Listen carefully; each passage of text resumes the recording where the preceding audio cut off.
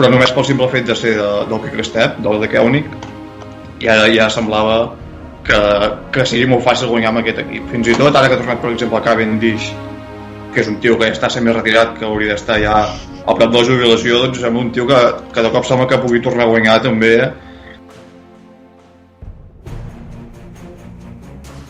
Un últim nom que volia treure, el de Cavendish, que es va deixar veure bastant. No sé si algú volia fer algun seu comentari de... El Zamora, es va comentar amb el grup una mica. Ja lo predijo. Jo ho vaig dir. Tot el que dic s'acompleix, perquè avui ha quedat segon també. El Cavendish ha quedat segon, bueno, una cursa així bastant de poc nivell, però mica en mica tornarà a guanyar 4 etapes que tenga el Tour de França, jo crec. Hòstia puta. Apunteu-vos. Apunteu. Ja lo predijo Joan Zamora. Farem el clip.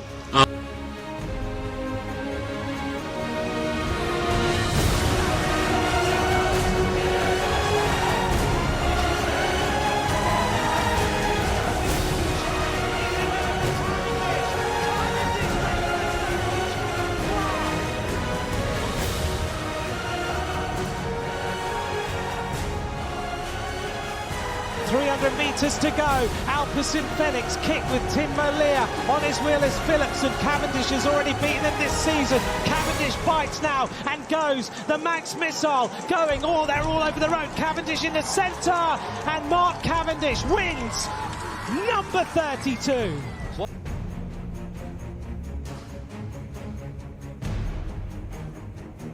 Cow is ready to try and launch the Max Missile for win number 33 in his career. Buani is right on the wheel. Now the sprint opens up. Here goes Cavendish, aiming for win number 33. Well, Van Aert is coming alongside him. Cavendish, 33 wins at the Tour de France.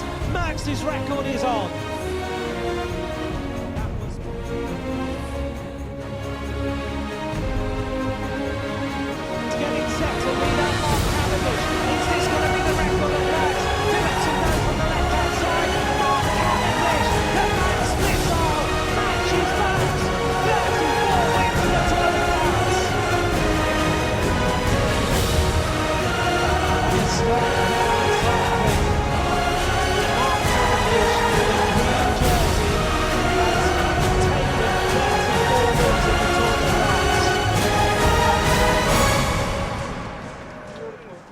He's just said, we just made history.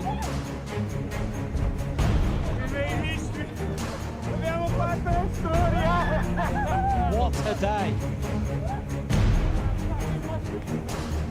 Absolutely incredible to witness a day like today. Però mica en mica tornarà a guanyar 4 etapes que tenga el Tour de França, jo crec. Hòstia puta. Apunteu-vos. Ja lo predijo Joan Zamora. Farem el clip.